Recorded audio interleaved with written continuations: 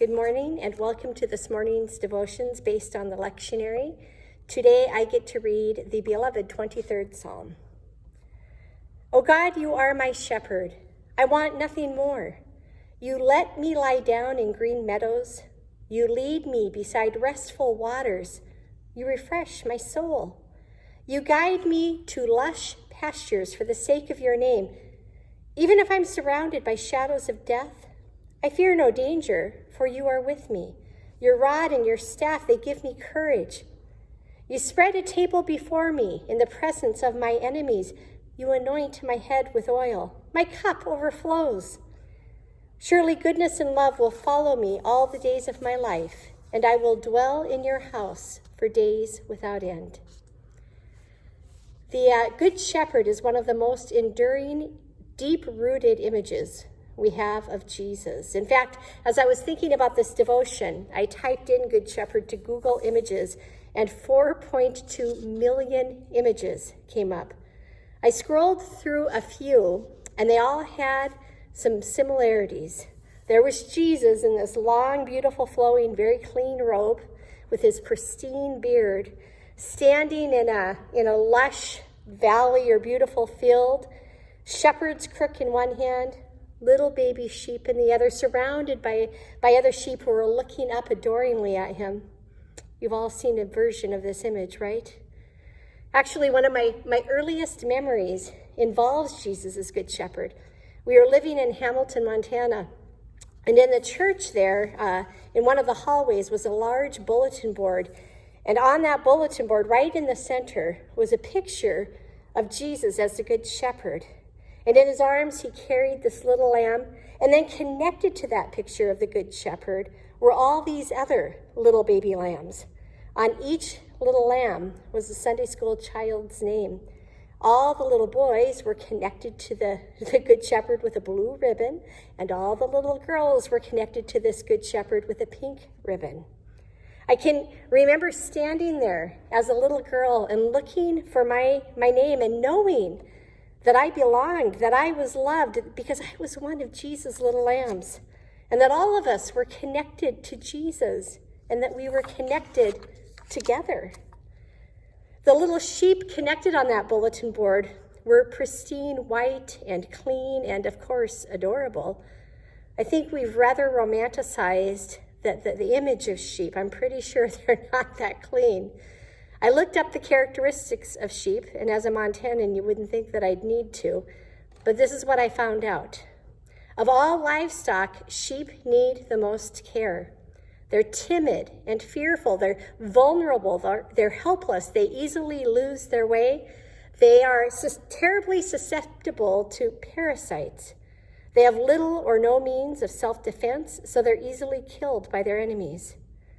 Sheep, their most distinct instinct is to flock. Most animals, if they're left free to roam, will scatter. But if sheep are left to themselves, they'll stay together. The tendency of sheep is to follow other sheep. And when they are in a herd, they tend to copy what everybody else is doing. But the most important quality of sheep is that they need a shepherd. Without the guidance of a shepherd, sheep would die. They need to be fed and watered and protected from harm. And the sheep become so connected to this shepherd, so much so that they can recognize the shepherd's voice. I read about a pastor who was on a tour of the Holy Lands, and one day while he and his group were hiking, they ran into two shepherds whose grazing flocks had become mixed up with each other. Through their guide, the group asked these two shepherds how the hundreds of sheep would sort themselves out and if they would be able to follow the correct shepherd. So eager to impress the tourists, the men stood at a distance from one another, and they called out something incomprehensible and began to walk in opposite directions. And immediately, the sheep fell in line behind the proper shepherd. And even when those two men exchanged clothing and once again stood apart and shouted out, the sheep followed the right shepherd. In the Bible, there are over 500 references to sheep, and in many of those verses, we as God's people are compared to them. And this isn't a stretch, is it? Sheep are vulnerable, So are we. Sheep face a lot of danger. So do we. Sheep easily lose their way, as do we. Sheep need protection. So do we. Sheep are best tended together. So are we. Sheep need a shepherd. So do we. One of my favorite authors is a Montanan named Ivan Doig. Many of his books focus on families who have settled in Montana and tried to make a living by herding sheep there. In his memoir, The House of Sky, he writes about his own early life, helping his father tend sheep. One year the grass was skimpy and all the mother sheep didn't have enough milk and the lambs were getting scrawny and ill.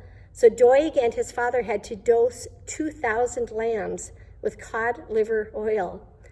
Across a nightmare set of days, he wrote, we penned and caught and spoon-fed each of those 2,000 lambs. They survived, but we nearly didn't, he said, thumbs aching from having forced 2,000 stubborn mouths open for the medicine. Another time he writes about they had to graze the sheep on a particularly barren stretch of land. And the sheep got all itchy from bug bites, but there weren't any trees or rocks to rub against. So the sheep would throw themselves on the ground to wriggle around and try to get the itching to stop. But then they couldn't get back up. And in the heat of high summer, they started dying. So every waking minute for 2 full weeks, he wrote, until this heat wave broke, the shepherds had to run around finding sheep that had keeled over and wrestle them back on their feet. Just as we have romanticized sheep, I think we've romanticized shepherds. I found this paragraph of life describing shepherds in Bible times. It said that the life of shepherds was very difficult. Sheep herding was dangerous and lonely work.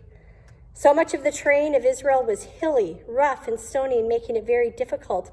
There was little grass, and where it did appear, it grew seasonally. Flocks were forever on the move trying to find it, and there was always the danger of sheep falling off a plateau. The shepherd was never off duty. His task was unremitting and dangerous. His sheep were prey to bears and wolves and lions and to thieves and robbers and in the wet season to flash floods and landslides. And on top of all of this, in that time to be a shepherd was better than to be a slave, but barely. They were often both stereotyped as liars and thieves. They were shunned in the streets and markets. They were despised and rejected by others. It was and is a lonely life. And so in the 23rd Psalm, when we hear that God is our shepherd, David isn't speaking of the glowy, beautiful shepherd of religious paintings and Sunday school bulletin boards. And later, when Jesus describes himself as the good shepherd, he wasn't just describing himself as the one who guided and cared for his sheep and make sure that the weakest and most vulnerable of them were protected. He's also identifying with the lowest, loneliest members of society. This brings me comfort today as I think about the inequity of our world at all times, but especially in this time of pandemic. And these words bring me comfort as I think about all of those who are hurting and lonely during this time of isolation. And these words bring me comfort as I think about the many who have lost family members and friends. I wish I had the magic words to say in all of these instances, words that could bring hope or light, but once again, my own words fail me. What I do have are these words from Jesus, who says, I will tend to you like a shepherd. I will gather you as a lamb in my arms and carry you close to my heart. Today, may you find comfort in the arms of this good shepherd who holds you tightly, who restores you, and who brings you so much love. Amen.